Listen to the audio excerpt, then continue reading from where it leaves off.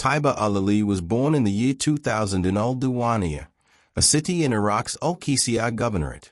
From an early age, those who knew her described a girl with an infectious smile and natural charisma that drew people to her. But Tiba was more than just charming.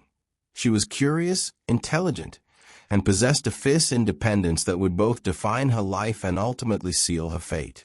Growing up in post-war Iraq, Tiba witnessed a country struggling to rebuild itself while grappling with sectarian tensions and rapid social changes. This environment shaped her worldview profoundly. She saw firsthand how external forces could dramatically alter people's lives, and this experience instilled in her a deep appreciation for personal choice and individual freedom. Tiba excelled in school, particularly in languages and communication, skills that would later serve her well as a content creator. Her teachers noted her ability to express herself clearly and persuasively, whether in written assignments or class discussions. But perhaps more importantly, they recognized a deep empathy for others, making her a natural storyteller who could weave narratives that resonated with her audience. Even as a teenager, Tiba showed signs of the independence that would later put her at odds with her family's expectations. She was curious about the world beyond her immediate environment, often asking questions that revealed a mind eager to explore different ways of living. While some saw this curiosity as positive, others in her conservative community viewed it with concern. Tiba's dreams were both simple and profound. She wanted to travel, experience different cultures, and share her perspective with others. She often spoke of wanting to bridge the gap between different worlds to help people understand each other better. This vision of herself as a cultural ambassador would later manifest in a YouTube content, where she shared her experiences as an Iraqi woman living abroad. But it was this very desire for connection and understanding that would eventually put her in danger. In a society where women's roles were often strictly defined, Tiba's aspirations represented a challenge to traditional expectations that some in her family found impossible to accept. In 2017, at just 17 years old, Tiba made a decision that would change everything. She moved to Turkey. For a young Iraqi woman, this wasn't just a change of address. It was a bold declaration of independence that carried significant risks and would have profound implications for her relationship with her family. Istanbul offered Tiba something that felt increasingly difficult to find in Iraq: the freedom to explore her identity without the constant weight of traditional expectations. The bustling metropolis, with its unique position bridging Europe and Asia, provided the perfect backdrop for someone seeking to bridge different worlds through her own experiences. The practical challenges of starting a new life in a foreign country at such a young age cannot be understated. Tiba had to navigate language barriers, cultural differences, and the basic challenges of establishing herself in a new place. But her natural adaptability and communication skills served her well during this transition. One of the most significant aspects of Tiba's move to Turkey was the opportunity it provided for her to experience a different model of womanhood. In Istanbul, she encountered women who lived independently, pursued careers, and made personal choices about their relationships and lifestyles. This exposure to alternative ways of being a woman in the modern world was both liberating and eye-opening. The freedom Tiba found in Turkey extended beyond just personal lifestyle choices. It also encompassed the freedom of expression that would later become central to her identity as a content creator. In Turkey, she could speak more openly about her thoughts, experiences, and opinions without fear of immediate social repercussions. But this newfound freedom came at a cost. Back in Iraq, her family, particularly her father, struggled to understand and accept her choices. The distance between them wasn't just geographical. It was growing ideologically and emotionally as well. During her time in Turkey, Tiba also began to understand the power of storytelling and documentation. She started to see her own experiences as potentially valuable to others who might be facing similar crossroads in their own lives. The idea of sharing her journey with a broader audience began to take shape during this period. The move to Turkey represented Tiba's first major act of self-determination, and it set the stage for everything that would follow. It gave her the confidence to continue pushing boundaries and pursuing her dreams, even when those dreams put her at odds with the expectations of those closest to her. Tiba and her fiancé frequently made videos on YouTube about life in Istanbul, creating content that would eventually reach thousands of viewers across the Middle East and beyond. What started as simple videos sharing their daily experiences gradually evolved into something much more significant. A platform that gave voice to young women seeking independence and challenged traditional expectations about relationships and lifestyle choices. The videos Tiba created offered viewers an intimate glimpse into the life of a young Iraqi woman living independently in Turkey. This perspective was both rare and valuable, as it provided representation for countless young women in similar situations while also offering insight into a lifestyle that many in her audience could only dream of. What set Tiba apart from other content creators was a genuine approach to sharing her story. She didn't present a polished, unrealistic version of her life, but instead offered honest, relatable content that acknowledged both the joys and struggles of her experience. Her viewers appreciated this authenticity and responded with engagement levels that quickly elevated her from a casual content creator to a recognized influencer. The relationship dynamic between Tiba and her fiancé, as portrayed in their videos, also resonated strongly with their audience. They presented a model of partnership based on mutual respect, shared interests, and equality, a contrast to more traditional relationship dynamics that many of their viewers had experienced or witnessed.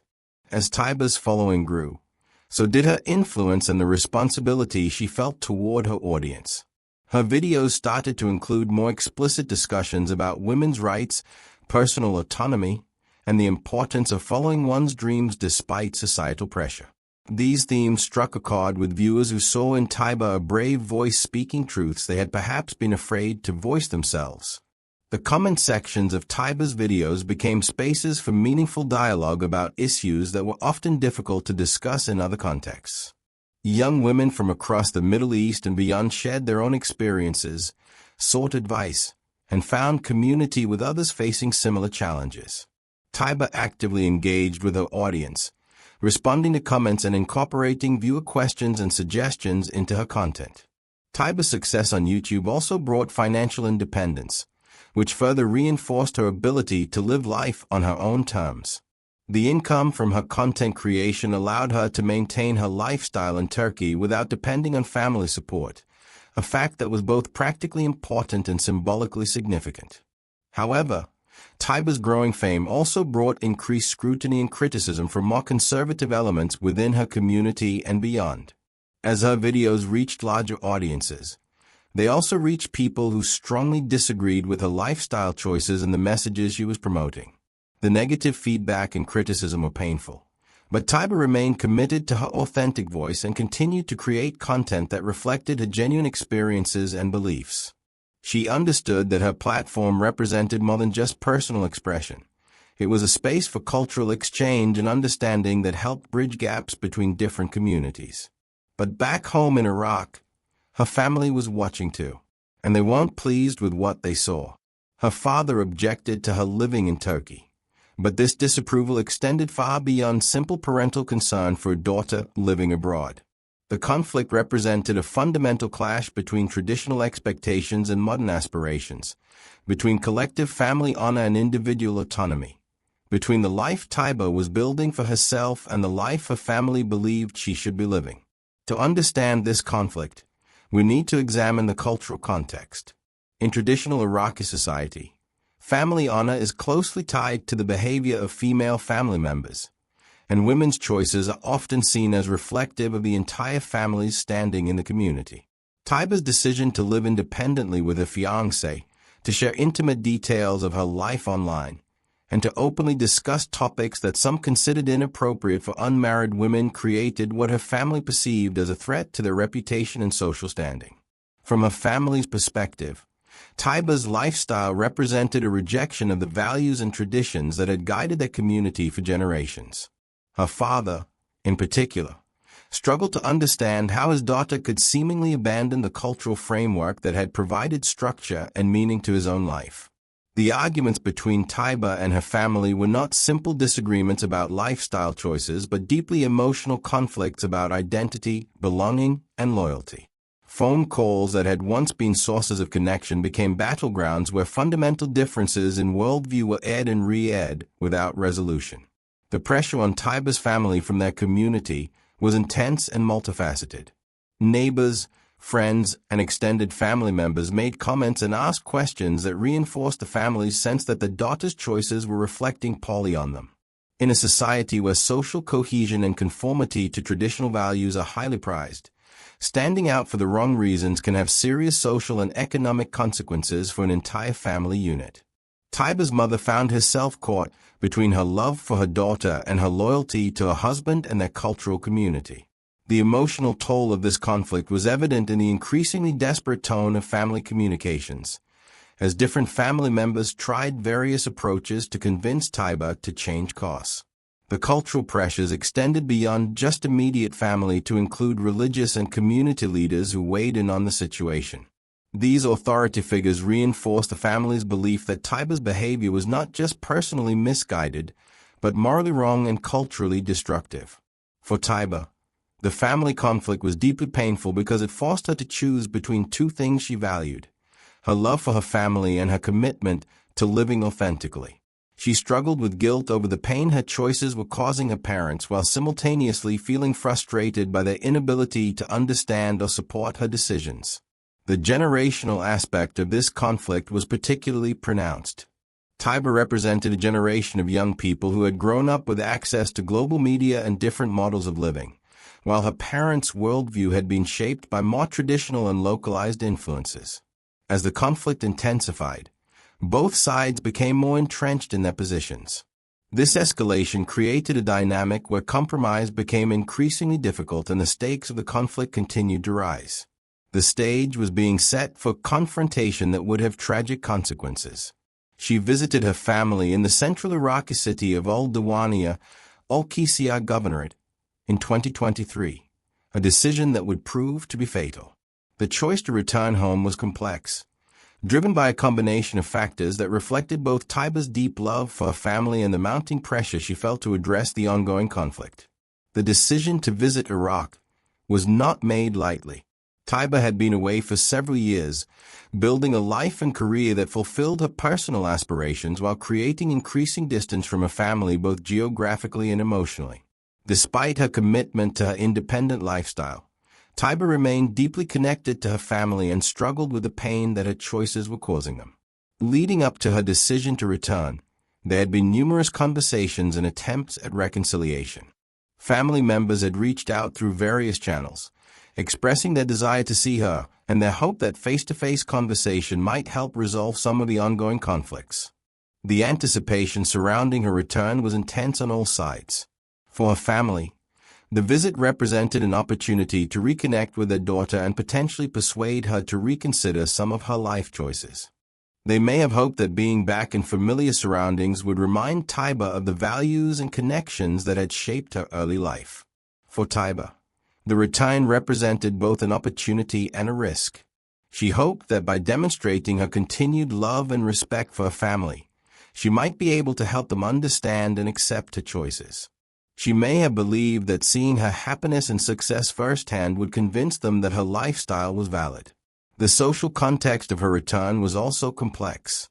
News of her YouTube success and lifestyle in Turkey had undoubtedly spread throughout her hometown community, creating a situation where her visit was likely to be the subject of significant local attention and discussion.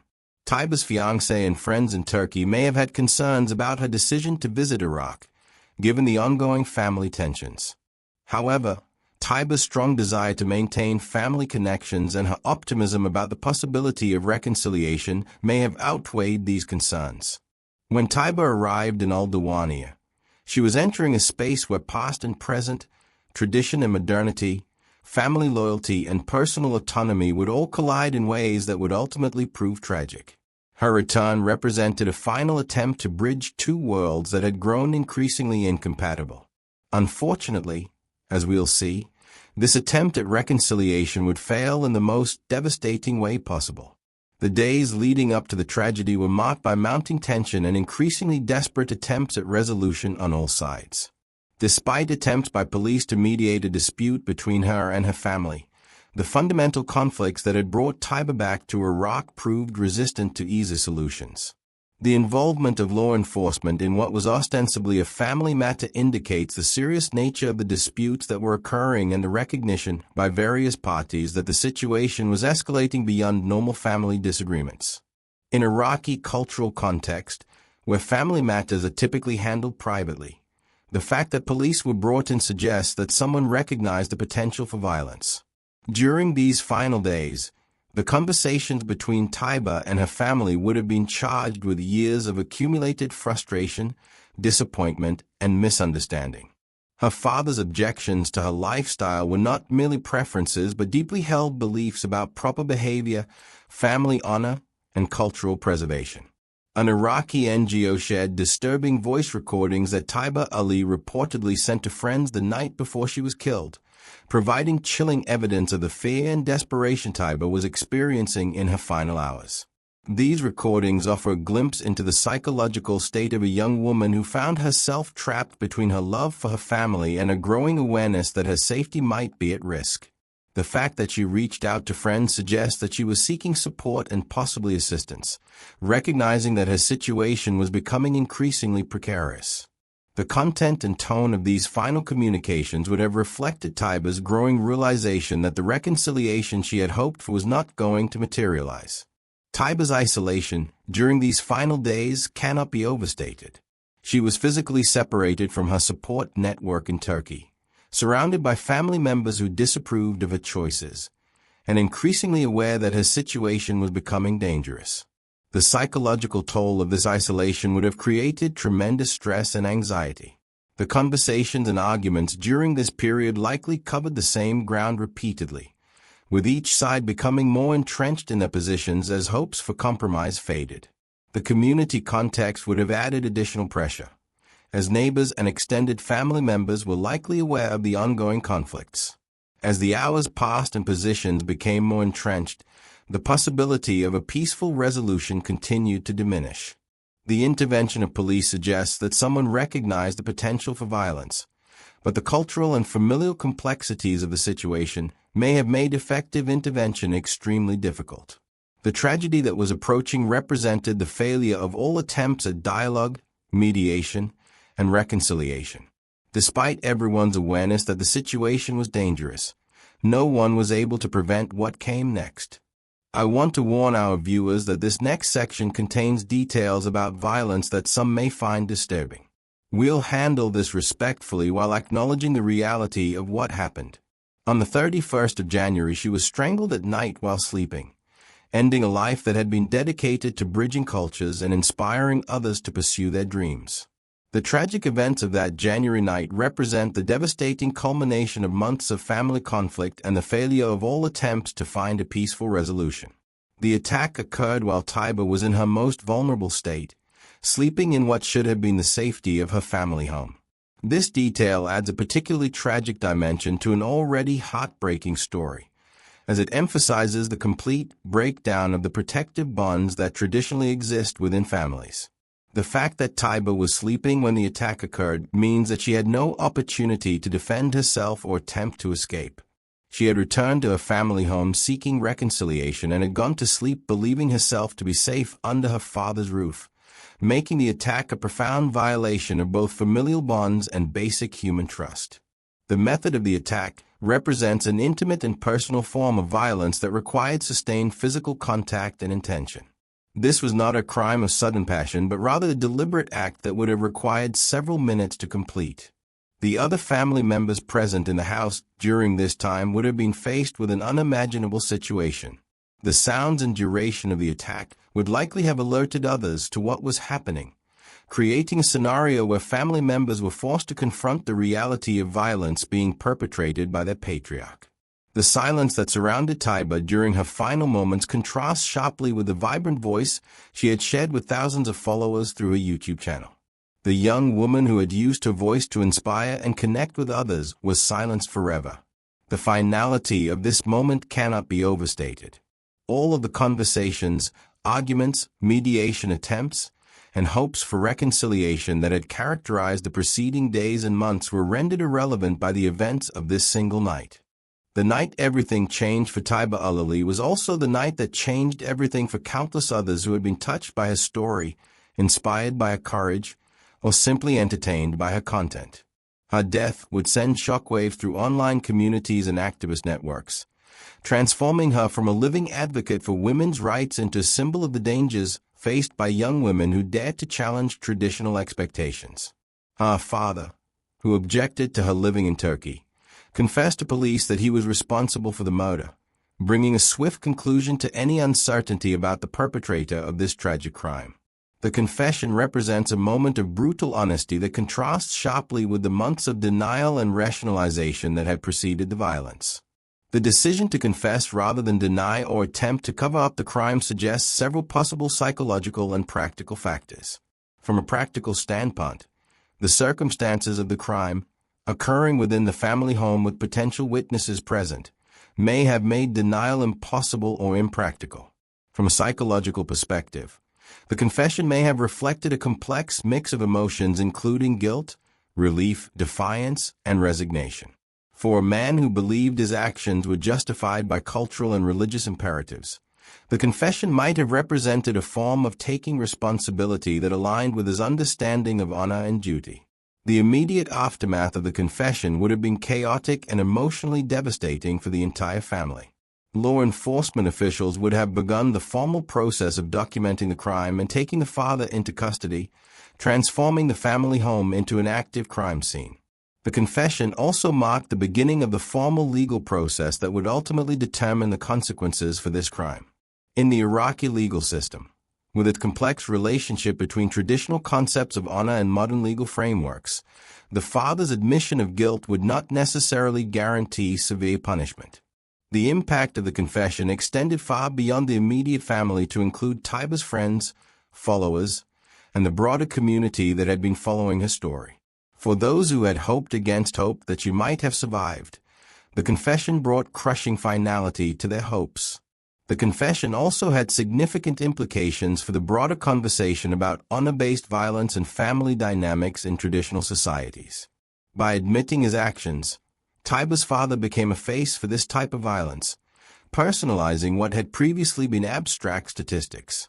The legal system's response to the confession would become a crucial factor in determining whether Tiba's death would serve as a catalyst for broader social change or simply another tragic example of honor-based violence that was inadequately addressed by existing legal frameworks. What happened next would shock activists and observers around the world. Despite confessing to the murder of his own daughter, Tiba's father received what many considered to be an unconscionably light sentence. The court's decision would highlight serious flaws in Iraq's legal system and spark international outrage about the inadequate protection afforded to women facing honor-based violence. The father only got 6 months, a sentence that seemed grotesquely disproportionate to the crime he had committed. This light punishment was made possible by honor-killing laws that provide reduced sentences for crimes committed in the name of family honor, legal provisions that essentially institutionalize a form of violence against women. These laws, which exist in various forms across several countries in the Middle East and South Asia, operate on the premise that crimes committed to preserve family honor deserve lesser punishment than other forms of murder. They effectively create a legal framework that values family reputation over women's lives, providing a judicial sanctioning of violence against women who are perceived to have brought shame upon their families. The existence of such laws represents a fundamental failure of the justice system to protect its most vulnerable citizens. By providing legal pathways for reduced punishment in honor-based crimes, these statutes essentially communicate that some lives are worth less than others, and that some forms of violence are more acceptable than others. The sentence in Tiba's case meant that her father would serve only 6 months for taking the life of his own daughter, less time than many people serve for minor drug offenses or property crimes. This disparity highlights the systemic devaluation of women's lives that is embedded within legal frameworks that recognize honor as a mitigating factor in violent crimes. The legal proceedings also revealed the complex interplay between traditional cultural values and modern legal systems. While Iraq's constitution includes provisions for gender equality and human rights, the persistence of honor-based legal exceptions demonstrates how traditional patriarchal values continue to influence judicial outcomes. For Tiba supporters and women's rights activists, the sentence represented not just a failure of justice in this specific case, but a broader indictment of legal systems that fail to adequately protect women from family violence. The message sent by such lenient sentencing is that women who challenge traditional expectations do so at their own risk, with little recourse to legal protection. This case was unfortunately not unique. Similar patterns of light sentences for honor-based violence can be found across multiple jurisdictions where such legal exceptions exist. The cumulative effect of these inadequate legal responses is to create an environment where potential perpetrators may feel emboldened to commit violence, knowing that the legal consequences will be minimal. The international attention that Tiba's case received helped to highlight these systemic issues and brought global scrutiny to Iraq's handling of gender-based violence. However, the damage was already done. No amount of international condemnation could bring Tiba back or undo the message that her father's light sentence sent to other women in similar situations. How people in her country protested, carrying signs and demanding change, demonstrated that Tiba's death had struck a nerve with ordinary Iraqis who were fed up with the systemic violence against women that honor-based legal exceptions enabled. The protest represented a groundswell of public anger that transcended typical political and sectarian divisions. The demonstrators who took to the streets carried signs with Tiba's name and image, transforming her from a victim into a symbol of resistance against honor-based violence. The protests were particularly significant because they occurred in a conservative society where public demonstrations about women's rights are often controversial and can be dangerous for participants. The diversity of the protesters was noteworthy. They included not just young women and university students, but also mothers, professionals, and even some men who recognized that honor-based violence was a societal problem that affected everyone. This broad coalition suggested that Tiba's case had resonated beyond just feminist activists to touch ordinary citizens who were horrified by what had happened. The protesters' demands went beyond just justice for Tiba to include broader reforms of Iraq's legal system. They called for the elimination of legal exceptions for honor-based violence, stronger protections for women facing family threats, and cultural change that would challenge the attitudes that enable such violence. Many of the protest signs featured slogans that directly challenged traditional justifications for honor-based violence, with messages like "My honor is not in your hands" and "Women's bodies, women's choices." These statements represented a direct confrontation with patriarchal attitudes that treat women's autonomy as threats to family reputation. The government's response to the protests was mixed, with some officials expressing sympathy for the demonstrators' concerns while others dismissed them as foreign-influenced troublemakers. This divided response reflected the broader tensions within Iraqi society about women's rights and the pace of social change. Some progressive politicians used the protests as an opportunity to call for legal reforms, introducing legislation that would eliminate honor-based exceptions and strengthen penalties for gender-based violence. However, these efforts faced significant opposition from more conservative elements within the political system. The protests also served to amplify Tiba's story internationally, drawing global attention to the issue of honor-based violence in Iraq and putting pressure on the government to address these systemic problems. International media coverage of the demonstrations helped to ensure that Tiba's case remained in the public eye and continued to generate pressure for reform. The courage shown by the protesters was particularly significant given the potential personal risks they faced. In a society where challenging traditional values can have serious consequences, their willingness to publicly demand change demonstrated the depth of outrage that Tiba's case had generated. However, the protests also faced counter-demonstrations from conservative groups who defended traditional values and argued that Western influence was corrupting Iraqi society. This polarized response highlighted the deep cultural divisions that make progress on women's rights issues particularly challenging in conservative societies. How activists, politicians, and human rights groups reacted demonstrated that Tiba's story had resonated far beyond Iraq's borders to become an international symbol of the ongoing struggle for women's rights in traditional societies.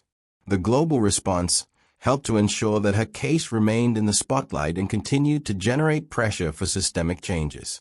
Human rights organizations around the world issued statements condemning not just Tiba's murder but also the legal framework that had enabled such a light sentence for her killer. Organizations like Human Rights Watch, Amnesty International, and UN Women used Tiba's case to highlight the broader problem of honor-based violence and the legal systems that fail to adequately address it. International women's rights activists organized solidarity campaigns that used Tiba's image and story to raise awareness about honor-based violence globally. These campaigns helped to connect a case with similar situations in other countries, demonstrating that the issues highlighted by her death were not unique to Iraq, but were part of a global pattern of violence against women who challenged traditional expectations. Politicians in various countries, particularly those with significant Middle Eastern diaspora populations, made statements about Tiba's case and used it to highlight the need for stronger international pressure on countries that maintain legal exceptions for honor-based violence. Some countries threatened diplomatic consequences for Iraq if legal reforms were not implemented. The European Parliament passed a resolution specifically mentioning Tiba's case and calling for stronger international action against honor-based violence. This legislative response demonstrated how individual cases can sometimes catalyze broader policy discussions at the international level. International media coverage of Tiba's case was extensive, with major news outlets around the world reporting on both the murder and the inadequate legal response. This coverage helped to educate global audiences about the realities of honor-based violence and the legal frameworks that enable it. Documentary filmmakers and journalists began working on longer-form pieces about Tiba's case and the broader issues it represented. These projects helped to ensure that her story would continue to be told and that the issues she highlighted would remain in the public consciousness. Various celebrities and influencers, particularly those from Middle Eastern backgrounds, used their platforms to speak out about Tiba's case and the broader issues it represented. This celebrity involvement helped to amplify the message and reach audiences who might not typically engage with human rights issues. The global nature of the response also created pressure on social media platforms to take stronger action against content that promotes or glorifies honor-based violence. Several platforms updated their community guidelines in response to advocacy campaigns that cited Tiba's case. However, the international response also highlighted the limitations of external pressure in driving domestic change. While global outrage could generate headlines and diplomatic pressure, meaningful legal and cultural change ultimately had to come from within Iraqi society itself. Some critics argued that excessive international attention could actually be counterproductive by allowing conservative elements within Iraq to frame women's rights as a foreign imposition rather than a domestic priority. This tension between international solidarity and local ownership of change efforts represents an ongoing challenge in human rights advocacy. Explaining the legal gaps that allow crimes like this to continue requires a deep examination of how honor-based legal exceptions operate and why they persist despite growing international pressure for reform. These legal frameworks represent one of the most significant obstacles to protecting women from family violence in many parts of the world. Honor-based legal exceptions typically operate by providing reduced sentences for crimes committed to preserve family honor or in response to perceived sexual impropriety by female family members. These laws are often rooted in traditional legal codes that predate modern human rights frameworks but have been maintained even as countries have modernized their legal systems in other areas. In Iraq's case, Article 409 of the Penal Code provides for reduced sentences when crimes are committed in a fit of fury caused by an unlawful and dangerous act by the victim. While not explicitly mentioning honor, this provision has been consistently interpreted by courts to apply to honor-based violence, effectively creating a legal pathway for lighter sentences in such cases. These legal exceptions exist within broader legal frameworks that often include constitutional guarantees of gender equality and human rights protections. This creates a fundamental contradiction, where the same legal system that promises equality also provides mechanisms for discriminatory treatment based on gender and family relationships. The persistence of these contradictory legal provisions reflects the ongoing tension between traditional cultural values and modern human rights norms. Legal systems in many countries struggle to balance respect for cultural traditions with the imperative to protect all citizens equally under the law. The existence of honor-based legal exceptions creates a chilling effect that extends far beyond the courtroom. Women who are aware that their family members could face minimal legal consequences for violence against them may be less likely to seek help or report threats, effectively trapping them in dangerous situations. These laws also send a broader social message about the relative value of women's lives and autonomy. When legal systems provide reduced punishment for violence against women who are perceived to have violated traditional expectations, they effectively communicate that such violence is more understandable and acceptable than other forms of violence. Efforts to reform these laws face significant political and cultural obstacles. Conservative political and religious leaders often defend honor-based legal exceptions as necessary protections for traditional family structures and cultural values. They argue that eliminating these provisions would represent an assault on cultural identity and religious principles. Progressive reformers, on the other hand, argue that these laws violate fundamental human rights principles and create a legal framework that enables violence against women. They contend that cultural and religious values must be balanced against basic protections for human life and dignity. Some countries have successfully eliminated honor-based legal exceptions, providing models for reform efforts elsewhere. Jordan, for example, amended its legal code to eliminate provisions that had provided reduced sentences for honor-based crimes, following sustained advocacy campaigns by women's rights organizations. However, legal reform alone is often insufficient to address the underlying cultural attitudes that enable honor-based violence. Even in countries where legal exceptions have been eliminated, prosecutors and judges may still show lenience toward honor-based crimes through the application of general legal principles. International pressure can play an important role in driving legal reform, but it must be carefully balanced with respect for national sovereignty and cultural sensitivity. Heavy-handed international intervention can sometimes backfire by allowing conservative elements to frame reform efforts as foreign impositions rather than domestic priorities. The most effective reform efforts typically combine international support with strong domestic advocacy movements that can make the case for change in culturally appropriate terms. This approach helps to ensure that reforms are seen as authentic expressions of domestic values rather than external impositions. What Tiba's story means for women and girls in Iraq and beyond extends far beyond the tragic circumstances of her individual case to encompass broader questions about women's rights, cultural change, and the ongoing struggle for gender equality in traditional societies around the world. Tiba's case has become emblematic of the dangers faced by women who dare to challenge traditional gender roles and expectations. Her story resonates with countless women around the world who face similar pressures to conform to family and community expectations, even when those expectations conflict with their personal aspirations and sense of identity. The international attention her case received has helped to illuminate the ongoing reality that millions of women face: the choice between living authentically and maintaining family relationships, between pursuing personal dreams and meeting cultural expectations. For many women, particularly in conservative societies, this choice can literally be a matter of life and death. Tiba's story also highlights the generational tensions that exist in many rapidly changing societies. Her generation grew up with access to global media, social networks, and alternative models of living that were largely unavailable to their parents. This exposure created expectations and aspirations that sometimes put young people at odds with traditional family structures. The digital age has accelerated these generational divides by providing platforms for young people to express themselves and connect with like-minded individuals across cultural and geographical boundaries.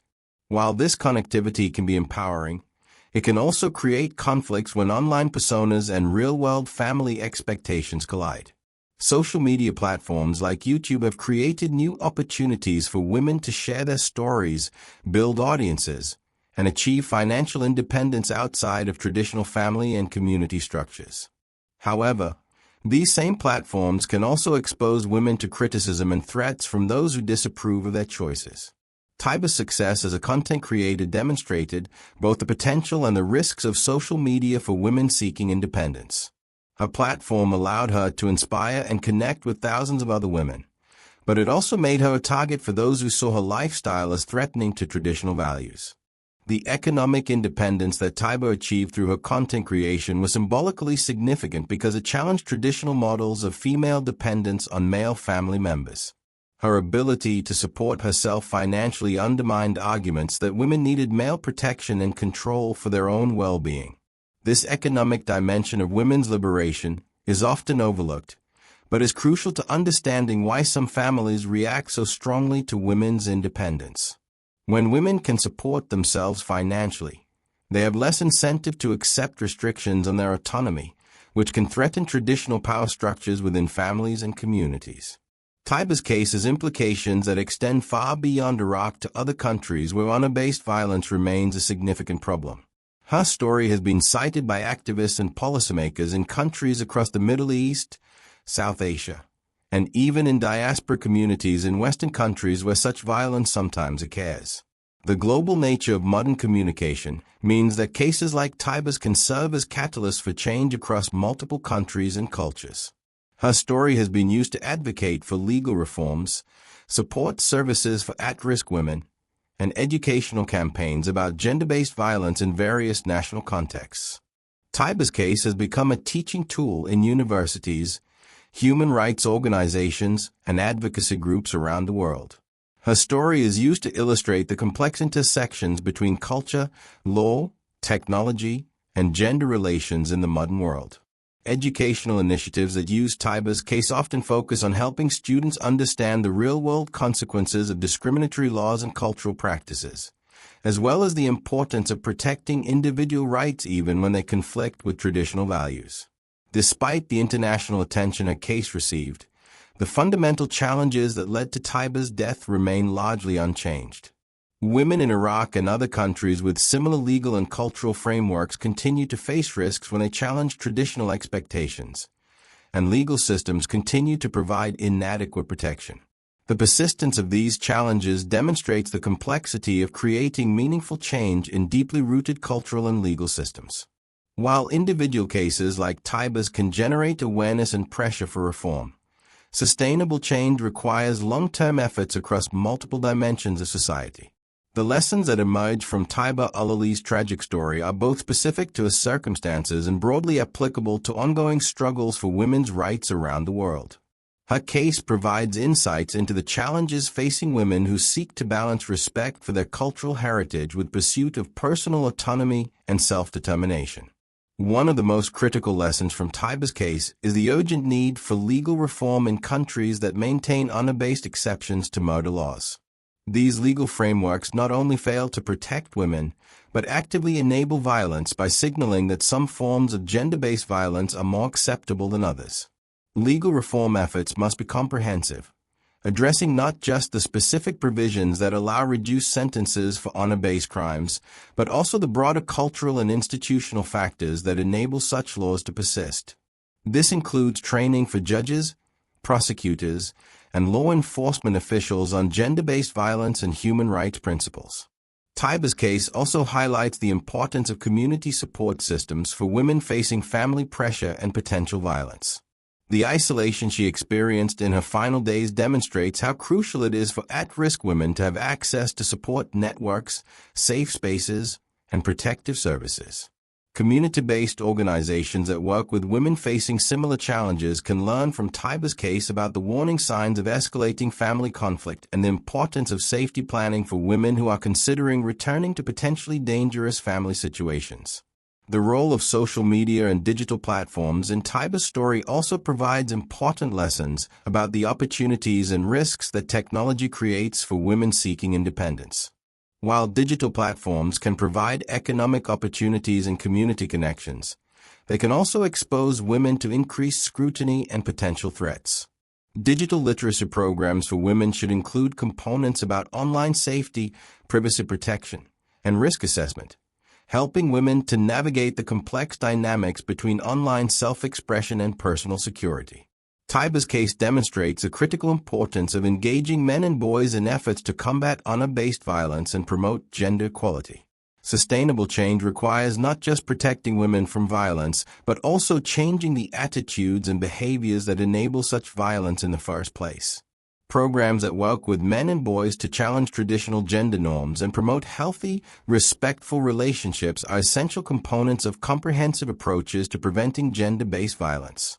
These efforts must be culturally sensitive while still challenging harmful practices and beliefs.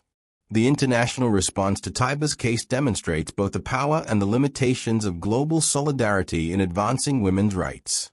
While international attention can provide crucial support and pressure for change, meaningful reform ultimately requires sustained domestic advocacy and political will. International organizations and activists must balance their support for local women's rights movements with respect for national sovereignty and cultural sensitivity, ensuring that their involvement strengthens rather than undermines local reform efforts. Tiba's story also provides insights into the particular challenges facing young women who belong to generations that have grown up with greater exposure to global media and alternative models of living.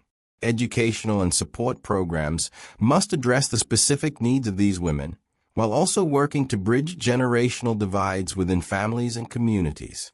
Intergenerational dialogue programs that bring together women of different ages to discuss changing gender roles and expectations can help to reduce misunderstanding and conflict while building support for gradual social change.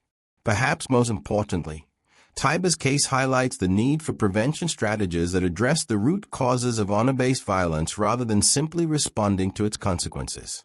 This includes educational programs that challenge harmful gender stereotypes, economic empowerment initiatives that reduce women's dependence on male family members, and legal literacy programs that help women understand their rights. Prevention efforts must also include early intervention programs that can identify and address family conflicts before they escalate to violence, providing mediation services and support for families struggling to navigate changing gender roles and expectations. Closing with a memory, her dreams, and the hope for change, we must ensure that Tiba Al-Ali is remembered not just as a victim of violence, but as a young woman who lived courageously and authentically in pursuit of her dreams. Her legacy should inspire continued efforts to create a world where other young women can pursue their aspirations without fear of violence or death. Tiba was remembered by those who knew her as a bright, charismatic young woman with a natural gift for connecting with others. Her ability to bridge different worlds through her content creation reflected deeper qualities of empathy, curiosity, and optimism that made her beloved by friends and followers alike. Her commitment to living authentically, even in the face of significant family pressure and cultural opposition, demonstrated a courage that inspired many others who faced similar challenges. She showed that it was possible for young women to pursue their dreams and build independent lives, even when those choices came with significant personal costs. Through her YouTube content, Tiba had touched the lives of thousands of young women who saw in her a reflection of their own hopes and dreams. Her willingness to share both the joys and struggles of her journey provided representation and inspiration for countless others who were navigating similar paths. The messages and tributes that poured in after her death demonstrated the profound impact she had made during her brief time as a content creator. Young women from across the Middle East and beyond shared stories of how Tiba's example had given them courage to pursue their own dreams or seek help in difficult situations. Tiba's death at such a young age represents not just a personal tragedy but also a loss of the potential contributions she might have made to her community and the world. Her natural gift for communication and her passion for bridging cultural divides suggested that she could have had a significant positive impact on social progress and international understanding. The dreams she had spoken of, traveling, experiencing different cultures, and helping people understand each other better, remain unrealized, serving as a reminder of what the world loses when young women are silenced by violence. Various memorial initiatives have been established to honor Tiba's memory and continue her mission of empowering young women. These include scholarship programs for women pursuing education and independence, advocacy campaigns for legal reform, and support services for women facing family pressure. Social media campaigns that use Tiba's image and story continue to raise awareness about honor-based violence and advocate for stronger protections for women. These efforts help to ensure that her death was not in vain and that her story continues to inspire positive change. While Tiba's story ended tragically, it has also become a catalyst for important conversations about women's rights, family dynamics, and legal reform. The protests, advocacy campaigns, and policy discussions that her case inspired represent hope for meaningful change that could protect other young women in the future. The courage shown by activists, protesters, and reformers who have taken up Tiba's cause demonstrates that her example continues to inspire others to work for justice and equality. Their efforts represent the possibility that future generations of young women might have the freedom to pursue their dreams without fear. Tiba's story has become part of a larger narrative about women's rights and social progress in the 21st century. Her case illustrates both the opportunities that modern technology and globalization create for women's empowerment and the ongoing challenges posed by traditional power structures and discriminatory laws. By remembering Tiba not just as a victim but as an advocate for change, we honor her memory while also committing ourselves to continuing the work she began. Her legacy should inspire continued efforts to challenge injustice, support women's rights, and create a more equitable world. Tiba Al-Ali's life was cut short, but her impact continues to reverberate around the world. Her story reminds us that behind every statistic about gender-based violence is a real person with dreams, aspirations, and the right to live freely and safely. As we remember Tiba, we must also commit ourselves to ensuring that her tragic death contributes to meaningful change that protects other young women who dare to dream. The fight for women's rights and gender equality continues, and Tiba's memory serves as both inspiration and motivation for those who carry on this crucial work. Her legacy is not just the tragedy of her death, but the hope that her story will help create a world where other young women can pursue their dreams without fear. The case of Tiba Al-Ali represents far more than a single tragic incident. It encapsulates the ongoing global struggle for women's rights and the deadly consequences that can result when traditional power structures collide with modern aspirations for equality and independence. Throughout this investigation, we've seen how a young woman's pursuit of freedom and self-determination ultimately cost her life, how legal systems can fail to protect the most vulnerable members of society, and how individual tragedies can become catalysts for broader social change. Tiba's story highlights the urgent need for comprehensive approaches to preventing gender-based violence that address not just legal frameworks but also cultural attitudes, economic dependencies, and social support systems. Her case demonstrates that protecting women's rights requires sustained effort across multiple dimensions of society. For those watching this video, Tiba's story should serve as both a sobering reminder of the challenges that remain and an inspiration to continue working for justice and equality. Whether through supporting advocacy organizations, engaging in community education, or simply treating the women in your own life with respect and equality, everyone has a role to play in preventing future tragedies like this one. Tiba Al-Ali dreamed of bridging different worlds and helping people understand each other better. While her life was cut short, her story continues to build those bridges by fostering international dialogue about women's rights and inspiring people around the world to work for change. As we conclude this investigation, we remember Tiba not just as a victim of violence but as a young woman who lived courageously in pursuit of her dreams. Her legacy should inspire all of us to continue fighting for a world where other young women can pursue their aspirations without fear of violence or death.